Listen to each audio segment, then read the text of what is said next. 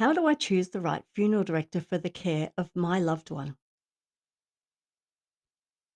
If there is a time in our lives we all dread the most outside of leaving those we love, it is the reality of us losing a loved one.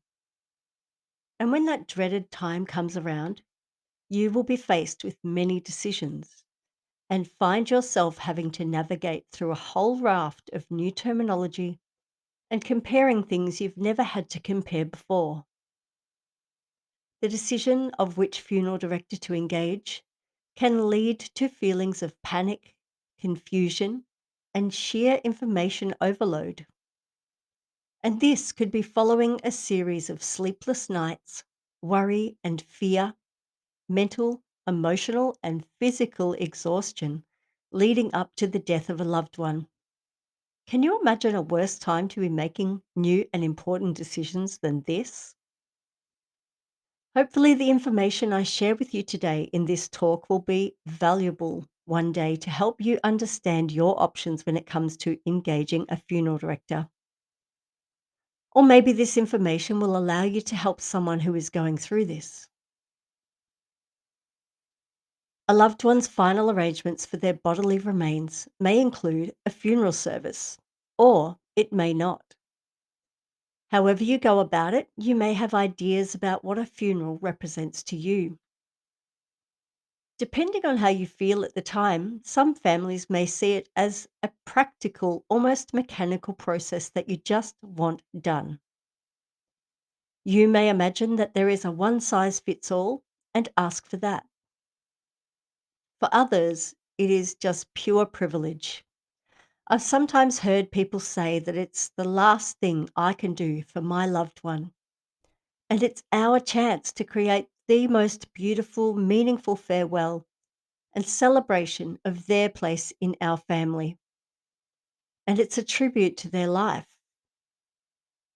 Even if you feel one of these two ways, there may be some part of you that just wants this period of limbo to be sorted as quickly and as painlessly as possible. Regardless of how we are feeling and viewing this, we need someone to guide us through this unfamiliar and highly personal process and give us all the available options in terms of cost and ways we are able to make choices about every element so we can make it as unique as our loved one's life. So, whether we want something basic and simple or something truly befitting with their personality, wishes, and character, we need someone who we feel we can trust. We need someone who can work with us in order to give us what we want. It may be a combination of all these things. On top of this, you may have several voices within the family, all with different and opposing values. So, how do you choose the right funeral director for your loved one? And are we getting any closer to that answer? As you can see, funerals can be different things to different people. What is it to you? What do you value? Many people will choose a funeral director based on a referral they've been given. Familiarity seems to go a long way in these matters. In these unfamiliar times, feeling that direct personal link with someone makes things feel more comforting. Deep down, we all want to be guided through the haze by someone who we feel will look after us. When we have been reassured that this funeral director has successfully looked after someone we know, there's an unconscious and immediate trust in them that they will do the same for us. In many cases, family will put their trust in a funeral director a family member has used before, and they might be viewed as the family funeral director from that point on. In many cases, I feel it is the most valued aspect because people are prepared to spend more money on the trusted funeral director than any other cheaper funeral directors, just to have that prior connection with the family. Having an expectation about the final cost of a funeral is also massively important. This underlying fear of what it will all cost as you're making decisions can hinder the whole experience of funeral arranging. Is the funeral director's pricing clearly explained? And are they open about all the fees for each element? No one wants to quibble about money during this time, especially when it comes to the care of a loved one after death. But being realistic, having funds available can be a major concern. But sometimes there's almost a sense of pride in being able to give your loved one exactly the funeral they deserve, no matter how much it costs. I saw this a lot during my time in funeral arranging and almost had to reassure them that the coffin selection, for example, is not a measure of how much their loved one meant to them, especially when I knew that funds were tight. While others will see it as a public display of the love they had for their family member and choose the coffin or the flowers that they felt would represent their love the best. We are all different and we all have different images and ideas about the connection between love versus money spent. I'm only bringing this up because I know it's a real thing and it can create internal conflict that is easily reassured. With that in mind, does the funeral director have different options where you can spend less money on one element and more money on another? I.e., do they have a more basic option for flowers or coffins where you can minimize spending in some areas? For example, you could choose a solid timber, highly polished coffin, or you can have what they call a basic coffin, which is a coffin made of MDF or manufactured wood shaped as a coffin. Be aware that if you choose this type of coffin, which is perfectly fine, that you can always cover it over with a pall, that's PALL, as in a flag of something meaningful, such as a country of origin, a football team, or even a favourite crocheted rug. Photos may be attached to their coffin, or you may even have some attractive fabric such as velvet draped over it. And then, if you want to make it more feminine, you can always drape tulle over it, which is really so pretty. Many funeral directors will have a range of palls that you can use. But if your idea of a funeral includes a beautiful, shiny wooden coffin, by all means, go for it. There are even metal caskets that may cost $20,000. It's completely up to you. Maybe you prefer a white coffin. Maybe you want the whole coffin covered in butterfly stickers or a printed cardboard coffin. Could that funeral director accommodate your wishes, or are they prepared to offer you this level of customization?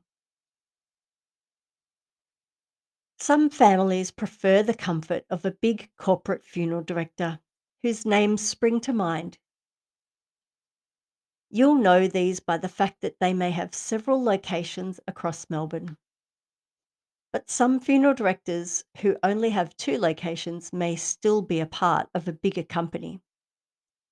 Bearing this in mind, would you prefer a smaller family owned independent business where you may be dealing directly with the business owner or their husband or wife or children or parents?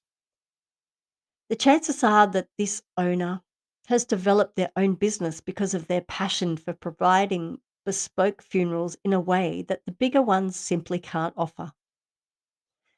Family run funeral directors may offer you more options in funeral venue, more customization in coffins, flowers, and other elements. Another type of funeral director are run as not for profit. They may donate a portion of funds collected from each funeral to a charity or a community of your choice. And this may appeal to people because their community spirit resonates more easily for them. Be aware that they may not always be the cheapest option. As you can see, the choice of funeral director will be based on what you value the most and how you feel at the time. But the greatest guide to trust is your own gut feeling. If you are feeling like you're being led towards one option or a more expensive choice, or if you feel like the person answering your call is just not that engaged, let that be your guide. If you're feeling rushed, lost, and confused, find one that makes you feel comforted and guided.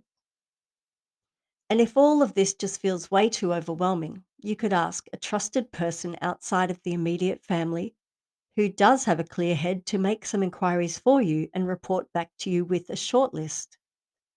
They can ask great questions that you may not think of, and they can retain details, and they can accept this information in a non emotional way. Have a look at some of the reviews if that's how you normally make big decisions. Lastly, be prepared to call at least 3 funeral directors and ask for the same thing. Ask for a breakdown of fees and inclusions to be able to compare between one and the other. So, what is it that you ask for when you call to make these inquiries? I'm about to give you an idea of what you can ask for. If you're choosing burials, you may want to have a funeral service prior to a burial in a chapel or a church, and then a service at the graveside. If this is the case, ask for a dual burial service.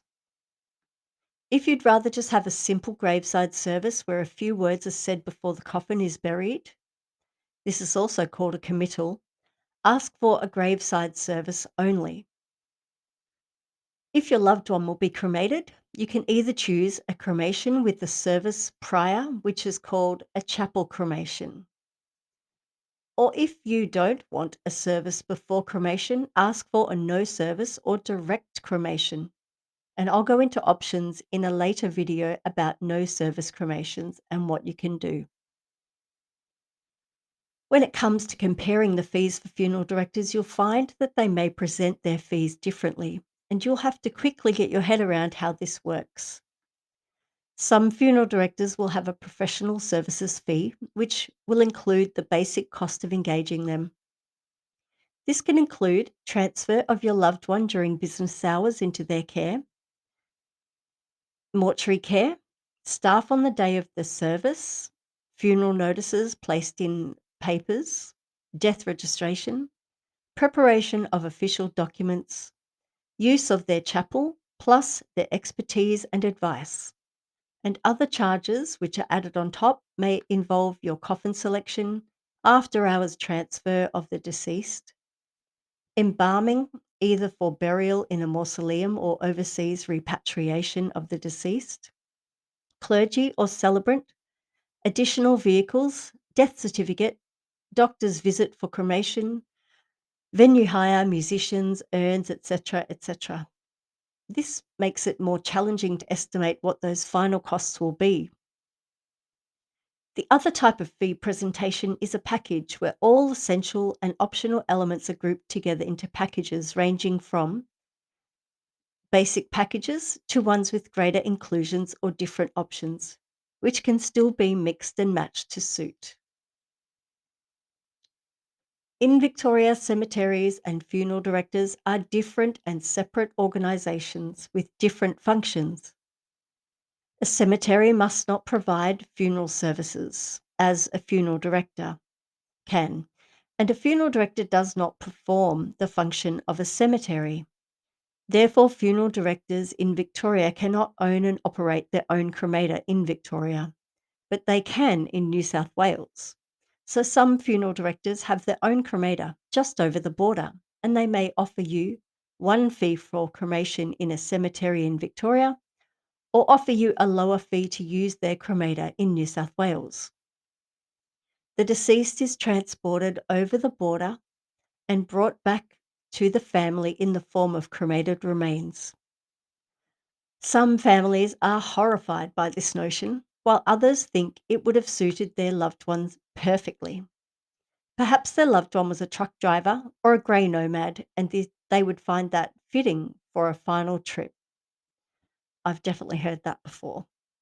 I've also heard that some people literally not remembering that conversation with the funeral director and are quite surprised when they realise their loved one was cremated interstate. People can forget all sorts of details in a state of grief and shock. And perhaps you will choose that option if you are interested in a reduction of fees.